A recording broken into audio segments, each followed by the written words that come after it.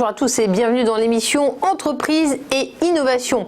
La société dont on parle, la biotech en ce moment, c'est Quantum Genomics. Nous sommes avec le directeur général de cette société, Jean-Philippe Milon. Bonjour. Bonjour. Merci de passer par le studio de TV Finance. Alors, vous êtes un spécialiste de l'hypertension artérielle. C'est un sujet qui concerne énormément de patients et pas seulement en France. Qu'est-ce que ça représente?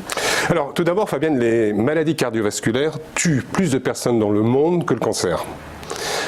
Un Français sur 3 est hypertendu, et sur l'ensemble de la population des patients hypertendus, environ 15% ne sont pas contrôlés, c'est-à-dire que les chiffres tensionnels ne sont pas au niveau souhaité, malgré la prise de plusieurs médicaments. Donc notre société, et notre produit est issu de la recherche française, l'INSERM et le CNRS, 20 ans de recherche, notre société développe le firibastat, qui est le premier et l'unique représentant de nouvelles classes thérapeutiques, les inhibiteurs de l'aminopeptidase A, de telle façon à pouvoir traiter l'hypertension artérielle difficile à traiter et résistante, et l'insuffisance cardiaque.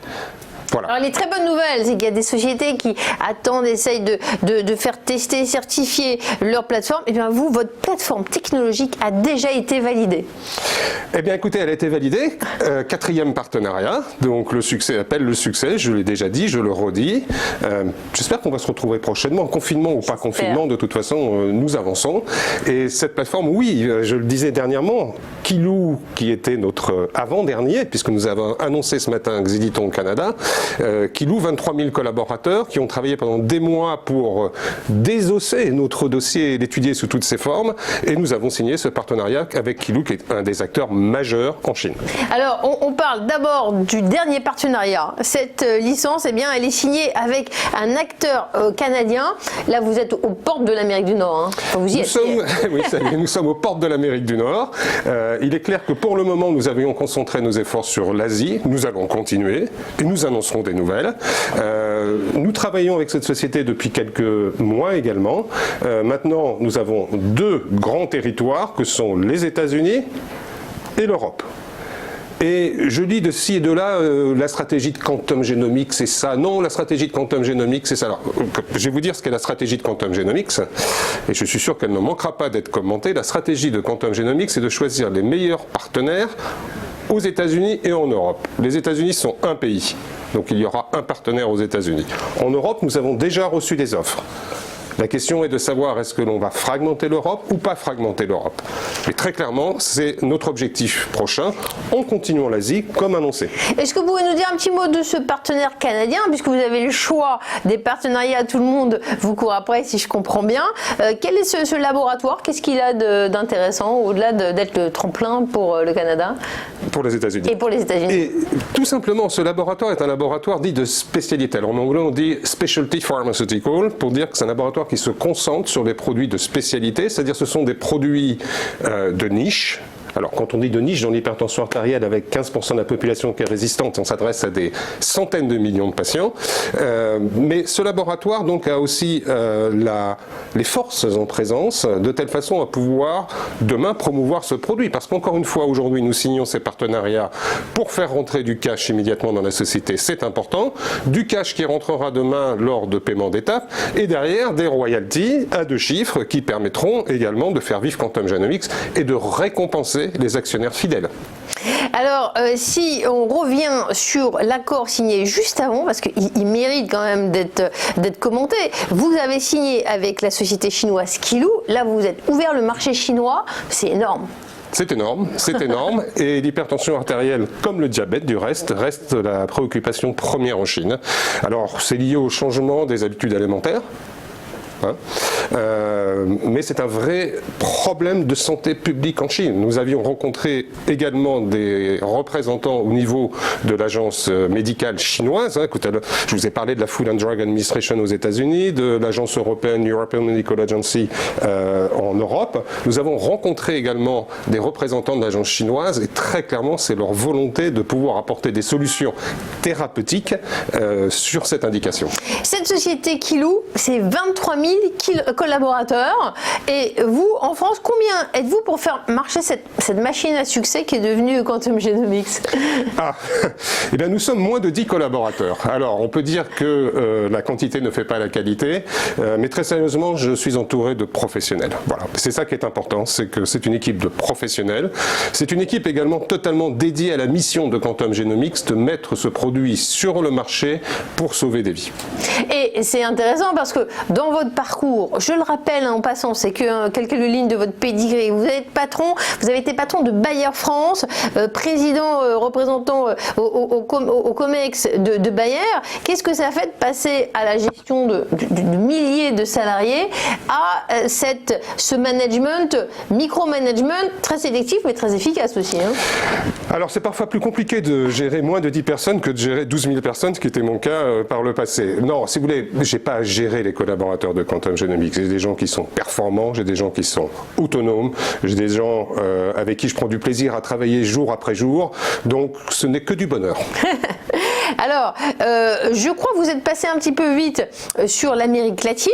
Vous avez également un partenaire au Brésil. Donc, j'ai l'impression que Quantum Genomics, aujourd'hui, il est présent sur tous les continents.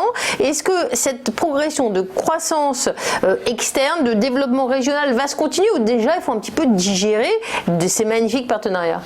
Alors, digérer, si tant est qu'on ait le temps. Vous savez, tous ces partenariats ont pris, à part Biolab pour l'Amérique latine, ont pris un peu de retard de par le confinement. Ça ne nous a pas empêché de travailler, ça ne nous a pas empêché d'avancer, mais parfois les choses avancent un peu plus lentement quand la Chine a été aussi confinée, quand l'Asie du Sud-Est, Taïwan a aussi été confinée, donc ça a pris un petit peu de retard. Donc notre objectif chez Quantum Genomics, c'était de dire on va se focaliser Asie du Sud-Est, Taïwan, la Chine, il reste encore d'autres pays sur lesquels nous avançons, mais on ne s'interdit pas demain de signer aux États-Unis et de signer en Europe, comme je vous l'ai précisé tout à l'heure. Donc nous devons avancer, nous devons pouvoir nouer des partenariats, encore plus de partenariats, pour mettre ce produit sur le marché.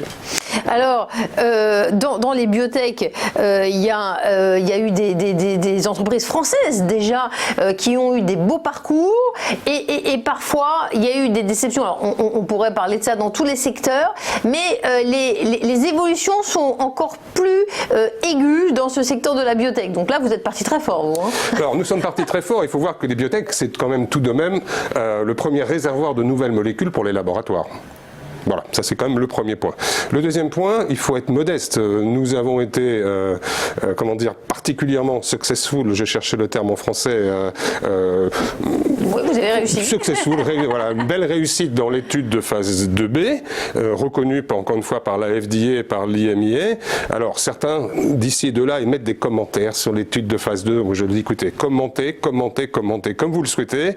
L'agence de régulation aux États-Unis et l'agence de régulation en Europe et maintenant la Chine soutiennent ce projet, veulent le faire avancer et veulent voir ce produit sur le marché. Donc le reste, c'est de la musique comme on dit. Donc voilà, donc c'est vraiment de continuer à être successful dans nos études cliniques. Nous sommes dans la dernière étape, dans la dernière ligne droite dans l'hypertension artérielle difficile à traiter et résistante. Et puis, on parlait de ce développement régional, de la signature de ces nombreux accords de partenariat, mais c'est pas juste pour se développer à l'international, ça génère pas mal de revenus. C'est une très bonne nouvelle pour le groupe, surtout par les temps qui courent. Alors, par les temps qui courent, c'est plus que jamais nécessaire. C'est le business model des biotech, et c'est compliqué. Et c'est compliqué particulièrement en France, parce qu'aux États-Unis, vous avez des sociétés financières qui accompagnent les biotech, qui investissent beaucoup plus aux États-Unis qu'en France. Nous avons la chance d'avoir ce que l'on appelle des family office, et vous savez que la famille Bettencourt est au capital de Quantum Genomics, heureusement. Nous souhaitons pouvoir asseoir dans les mois à venir notre capital de telle façon à avoir vraiment des gens qui investissent sur le long terme pour mettre ce produit sur le marché. Et je le répète encore une fois, sauver des vies. Si on veut se renseigner sur la solidité financière de Quantum Genomics, qu'est-ce que vous pouvez nous dire aujourd'hui? Tout va bien, les perspectives sont bonnes? Écoutez, les perspectives sont bonnes grâce à tous les partenariats que nous venons de signer. Voilà. Sinon, vous avez un directeur financier qui est totalement accessible et disponible et qui répond aux questions de tous les actionnaires. Et si tant est que ces questions, permettez-moi, soient des questions qui ne soient pas bordées d'insultes. Nous n'acceptons pas, nous ne répondons pas à de tels messages. Je tiens à être très clair, très précis. Ce n'est pas acceptable et nous donnerons les suites nécessaires quand tel sera le cas. Oui, à l'ère des réseaux sociaux, parfois la parole est peu contrôlée, mais ce n'est pas le cas sur le plateau de TV Finance. Je le rappelle, Quantum Genomics est une biotech introduite en 2014 et ces derniers temps, elle ne cesse de nous surprendre avec des signatures d'accords plus importants les uns que les autres. Il y a quelques jours, c'était sur le marché chinois avec Qilu et cette semaine, c'est sur le marché canadien. Bravo Jean-Philippe Milon pour cette croissance menée tambour battant. Il est directeur général de Quantum Genomics. Il était sur notre plateau. Merci de votre attention. Merci à vous. Merci Fabienne.